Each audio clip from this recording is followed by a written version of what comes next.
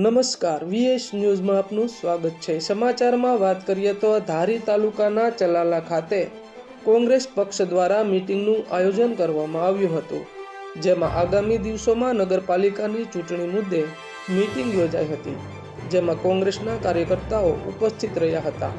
જેમાં પ્રભારી દ્વારા તમામ સભ્યોને અપીલ કરવામાં આવી હતી કે નગરપાલિકા હાલમાં ભાજપ પાસે હતી, પરંતુ કેટલા સમય હતા કોંગ્રેસમાં કાર્યકર્તાઓનો અભાવ જોવા મળી રહ્યો છે, ત્યારે લોકોને પડતી મુસીબત અને સમસ્યાનું નિરાકરણ કરવામાં આવે તેવા પ્રયાસો કરવા જોઈએ અને આગામી દિવસોમાં કોંગ્રેસ મજબૂત થાય તેવા પ્રયાસો કરવાની હાકલ કરવામાં આવી હતી। તો આવા અવનવા સમાચારો જોવા માટે જોતા રહો વીએસ ન્યૂઝ।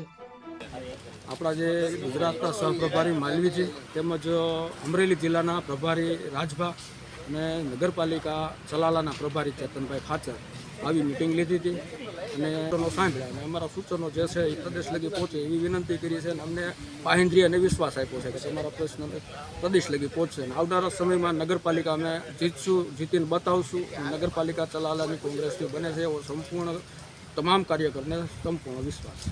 પાર્ટી અને પ્રદેશના જે આયોજન પ્રમાણે અમને જે આદેશ કરશે એ પ્રમાણે અમે લડવા તૈયાર છીએ।